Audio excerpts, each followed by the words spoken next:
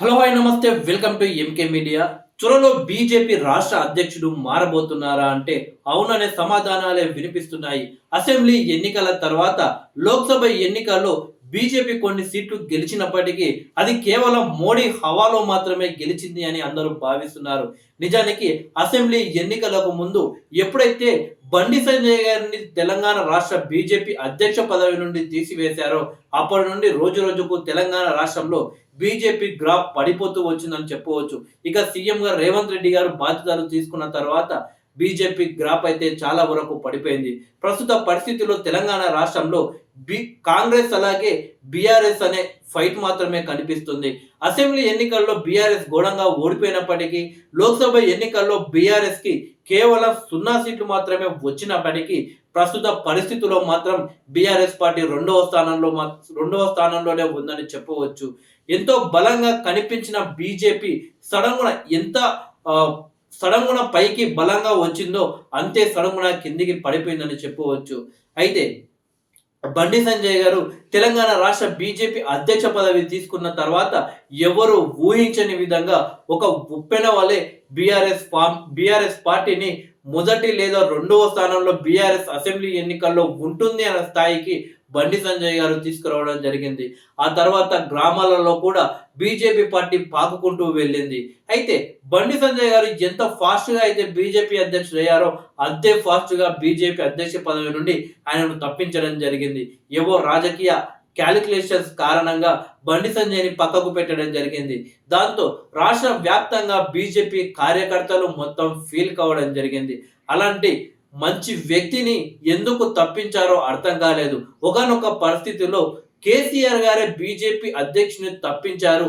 కిషన్ రెడ్డి గారికి కేసీఆర్ మధ్య మంచి సంబంధాలు ఉన్నాయన్న వార్తలు కూడా వచ్చాయి. ఆ తర్వాత ఈటెల రాజేందర్ గారు బీజేపీలో చేరిన తర్వాత ఆయన కూడా రాష్ట్ర అధ్యక్ష పదవి ఇస్తారన్న రకరకాల వార్తలు వచ్చాయి. కానీ అసెంబ్లీ ఎన్నికలకు మాత్రం కిషన్ రెడ్డి గారిని ఎమర్జెన్సీగా ఆయనకు బీజేపీ అధ్యక్ష బాధ్యతలు అయితే అప్పచెప్పడం జరిగింది. అసెంబ్లీ ఎన్నికలు ముగిసాయి, లోక్సభ ముగిసాయి. సో ఇప్పుడు బీజేపీ అధ్యక్ష పదవి కోసం చాలా పోటీ అయితే ఉంది. సో బండి సంజయ్ గారు పోటీ పడుతున్నారు, అలాగే ఈటెల రాజేందర్ గారు పోటీ పడుతున్నారు. సో వాళ్ళిద్దరితో పాటు ధర్మపురి అరవింద్ ఎంపీ వీరు కూడా పోటీ పడుతున్నారు. సో మరికొంత లీడర్ మహేశ్వర్ రెడ్డి కావచ్చు, అలాగే మన కామారెడ్డి ఎమ్మెల్యే కావచ్చు, వీళ్ళంతా కూడా పోటీ పడుతున్నారు. బట్ బీజేపీ అధిష్టానం మాత్రం ఎంపీ ధర్మపురి అరవింద్కి ఈ బాధ్యతలు ఇస్తే బాగుంటుంది అని ఒక ఆలోచన చేస్తున్నట్లయితే వార్తలు వస్తున్నాయి.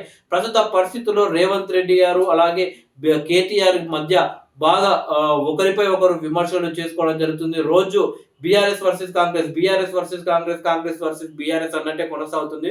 సో అలాంటి వాళ్ళకు సరైన సమాధానం చెప్పాలి అంటే బండి సంజయ్ లేదా మన ధర్మపురి అరవింద్ వల్లే అవుతుంది. అంతే దూకుడుగా వెళ్తారు. సో వాళ్ళ మాటలు కూడా అదే రకంగా ఉంటాయి. సో కౌంటర్ అటాక్ కూడా అదే రకంగా ఉంటుంది. సో కేటీఆర్ కి రేవంత్ రెడ్డికి సరైన సమాధానం ఇవ్వగల సత్తా ధర్మపురి అరవింద్కి ఉంటుంది అని చెప్పేసి బీజేపీ అధిష్టానం అయితే ఆలోచిస్తున్నట్టు తెలుస్తుంది.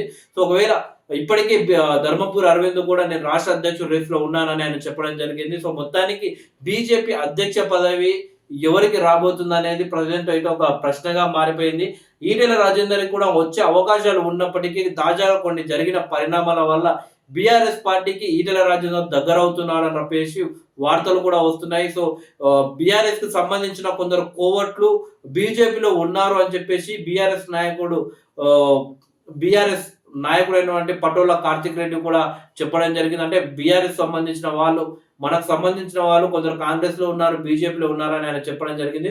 సో ఈటెల రాజేందర్ బీఆర్ఎస్ సంబంధించిన వ్యక్తి ఏమన్నా బీజేపీకి సంబంధించిన బీఆర్ఎస్ కి ఏమన్నా లీక్ చేస్తున్నాడనే అనుమానాలు కూడా కలుగుతున్నాయి. సో ఈ క్రమంలో ధర్మపురి అరవింద్కే బీజేపీ అధ్యక్ష పదవి బాధ్యతలు ఇస్తే బాగుంటుంది అని అధిష్టానంతో పాటు కార్యకర్తలు కూడా ఆలోచిస్తున్నట్టు తెలుస్తుంది.